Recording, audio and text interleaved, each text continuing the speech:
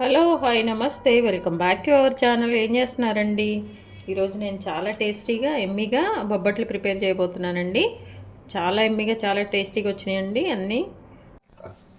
ఇప్పుడు మనము టేస్టీగా నేతి బొబ్బట్లు ప్రిపేర్ చేయబోతున్నానండి.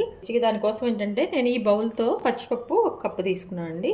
కొంచెం ముందుగా ఒక గంట ముందు నేను వీటిని వాటర్లో సోక్ చేశాను అనమాట. వీటిని ఇప్పుడు మనము కుక్కర్లో వేసుకొని ఒక 2 నుంచి 3 విజిల్స్ వచ్చే వరకు వీటిని మనము ఉడికించుకుందామండి. ఈ నానబెట్టిన పచ్చిపప్పు అన్నీ కూడా మనం కుక్కర్లో వేసుకుంటున్నామండి. ఒక కప్పుకి మనము 1.5 నుంచి 2 కప్పుల వరకు వాటర్ యాడ్ చేసుకోవచ్చండి. కుకింగ్ కోసం పర్ఫెక్ట్గా సరిపోతుంది. కొంచెం నానబెట్టేసాం కాబట్టి మనకి ఒక కప్పుకి 1.5 1.30 అట్లా వాటర్ అయితే మంచిగా కుక్ అయిపోతాయండి. ఇందులో మనం కొంచెం లైట్గా కొంచెం పసుపు వేసి ఉడికించుకుందామండి. ఒక చిటికెడు పసుపు వేసేసుకోండి. ఇదిగోండి మన పప్పు అంతా కూడా ఏంటంటే ఉడికాక మనము ఇట్లా స్ట్రెయిన్ చేసుకోవాలండి. స్ట్రెయిన్ చేసుకుంటే ఇందులో ఉన్న వాటర్ అంతా కూడా వెళ్ళిపోతుంది అనమాట. నేనైతే 3 విజిల్స్ పెట్టానండి. అంటే చాలాసేపు నానబెట్టాను, అందుమూలన కొంచెం కుక్ అయిపోయింది.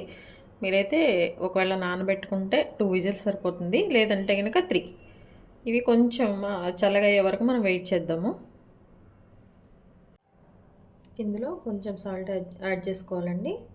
ఇందులో కొంచెం మీకు వాటర్గా అట్లా ఉంటే స్టవ్ మీద పెట్టేసి కొంచెం డ్రై అయ్యే వరకు, కొంచెం ఆరిపోయే వరకు మనము ఒకసారి దీన్ని స్టవ్ పైన ఉంచాలి. చల్లారే వరకు మనము వెయిట్ చేద్దాం.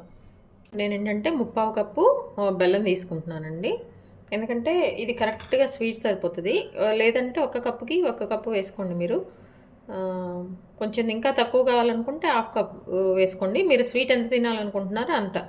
ఇదండి ఈ కప్పుని ఇప్పుడు మనం ముందుగా ఉడికించి పెట్టాం కదా పచ్చిపప్పుని, రెండింటిని కలిపి నేను మిక్సీ వేస్తున్నానండి. ఇప్పుడు మనం మిక్సీ వేసుకుందాం 2 కలిపి. ఇదిగోండి మనం పూర్ణం లోపల స్టఫింగ్ కోసమని ఇది కొంచెం చల్లారే వరకు మనము పక్కన పెట్టేసుకోవాలండి. ఇందులో ఏంటంటే ఇప్పుడు మనం కొంచెం ఇలాచీ పౌడర్ ఉంటే పౌడర్ వేసుకోండి, లేకపోతే ఉన్నదాన్ని కొంచెం షుగర్ వేసేసి మిక్సీ వేసుకోండి. ఇలాచీ పౌడర్ రెడీ అయిపోతుందండి. ఇదే మంచి ఫ్లేవర్ వస్తుంది కాబట్టి ఇది కొంచెం. అలాగే నేనైతే కొంచెం కొబ్బరి కూడా వేస్తానండి, చాలా బాగా వస్తుంది టేస్ట్.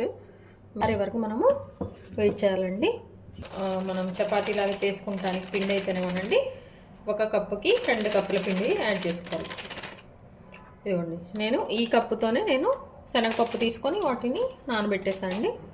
ఇదిగో ఈ కప్పుతో మనము 2 కప్పుల ఇది మైదా పిండి తీసుకుంటున్నామండి. మైదానే కాదు, హెల్తీగా కావాలంటే మనము కొంచెము గోధుమ పిండితో కూడా చేసుకోవచ్చు, లేదంటే ఈ 2 కూడా మనం మిక్స్ చేసుకోవచ్చు. కొంచెం సాల్ట్ వేసేసుకొని ఈ పిండి మనం కలిపేటప్పుడే కొంచెం 1 టేబుల్ స్పూన్ నెయ్యి వేసుకోవాలండి. మనము ఇట్లా నెయ్యి వేసేసుకోనండి. ఫస్ట్ దీన్ని మనం బాగా మిక్స్ చేసుకోవాలి ఇట్లా. ఇప్పుడు దీనికి కొంచెం మిక్స్ అయిన తర్వాత మనం కొంచెంగా వాటర్ యాడ్ చేసుకోవాలి. ఇప్పుడు ఇందులో మనం కొంచెంగా వాటర్ అండి, ఒకేసారిగా అయితే మనం పోయకూడదు.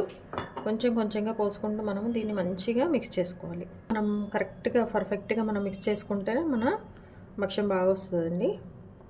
బొబ్బట్టు, ఈ బొబ్బట్టుని కూడా భక్ష్యాలు అంటారు, బొబ్బట్లు అంటారు, రకరకాల పేర్లు. కానీ టేస్ట్ బాగుంటుందండి. ప్రతి ఒక్కరికి బాగా నచ్చే ఇది మాత్రం కదా. చూడండి ఇట్లా కొంచెంగా మనము వాటర్ యాడ్ చేసుకుంటూ మంచిగా మిక్స్ చేసుకోవాలి. చూసారండి ఇట్లా మంచిగా మనము కలిపెట్టేసుకొని దీనిలో ఏంటంటే అండి మనం అంతా కలిపాక కూడా మళ్ళీ 1 టేబుల్ స్పూను నెయ్యి యూజ్ చేసే వాళ్ళైతే నెయ్యి వేసుకోండి, ఆయిల్ యూజ్ చేసే వాళ్ళైతే ఆయిల్. మొత్తం ఇట్లా దీనికి పైన ఇట్లా మర్దన చేసేసి దీన్ని ఒక అరగంట సేపు పక్కన పెట్టేద్దామండి. ఆ అరగంట తర్వాత మళ్ళీ దీన్ని మనం మంచిగా మిక్స్ చేసుకోవాలన్నమాట. ఒక మూత పెట్టేసి దీనిపైన దీన్ని మనము ఒక అరగంట వరకు పక్కన పెట్టేద్దాం. గంట వరకు పక్కన పెట్టేసుకుందాం కదా. ఆ పిండిని మళ్ళీ ఒకసారి మనం బాగా మిక్స్ చేసుకోవాలి, బాగా మర్దన చేసేయాలండి. అప్పుడు మంచిగా మనకి సాఫ్ట్గా బాగా వస్తుంది అనమాట మన బొబ్బట్టు. ఇదిగోండి ఇంత కొంచెమే పిండి తీసుకోవాలండి. మనం బాగా పలచగా చేసుకోవాలి అనుకుంటే దీన్ని మంచిగా ఒక చిన్న చపాతీలాగా మనం ఒత్తేసుకోవాలి. ఇదిగోండి కొంచెమే ఇంత చిన్న పిండి అండి, ఈ సైజు తీసుకున్నాను. లోపల మన స్టఫింగ్ది దీని మీద పెట్టేసుకొని దీనిలో పిండి పెట్టేశాక మనము చుట్టూ 4 వైపులు అంతా క్లోజ్ చేసేసుకొని మంచిగా ఇట్లా నొక్కేసుకోవాలండి. అట్లానే మళ్ళీ టర్న్ చేసుకొని ఇటువైపు అంత ఈవెన్గా మంచిగా మనం ఇట్లా నొక్కుకుంటూ ఉండాలి. ప్రెస్ చేసుకుంటూ మనము దీన్ని కొంచెం పెద్ద చేసుకోవాలి. కొంచెం మన చపాతీని కొంచెం చిన్నగా మీడియం సైజులో ఒత్తుకున్నాకండి మనం కొంచెం నెయ్యి వేసుకోవాలి. నెయ్యి వేసుకొని ఇక్కడ స్ప్రెడ్ చేసుకొని ఇట్లా మనం అడుగంతా కూడా అండి ఒక కొంచెం ఆయిల్ గీ మంచిగా గ్రీజ్ చేసేసుకొని ఇది పెట్టేసుకొని కవర్ వేసేసుకొని మనము మన చపాతీ రోలర్తో అండి చక్కగా చేసేసుకోవాలి. చపాతీ ఒత్తినట్టు. ఇదిగో చూడండి చాలా పల్చగా అండి ట్రాన్స్పరెంట్గా లోపల మన ఈ బెల్లం ఉంది చూసారా, ఇది కూడా కనపడే విధంగా మనం జాగ్రత్తగా ఈ రోలర్తో మంచిగా చేసేసుకున్నామండి. ఇప్పుడు దీన్ని మనము గీతో కాల్ చేసుకుందాం. ఇదిగోండి మన బయట దొరుకుతాయి చూసారా పల్చగా, అట్లా అనమాట. అట్లా వచ్చేసినాయి మన బొబ్బట్లు. ఇట్లా కొంచెం నెయ్యి వేసుకుంటూ గీ వేసుకుంటూ మనము రెండు వైపులా మనము మంచిగా కాల్ చేసుకోవాలండి.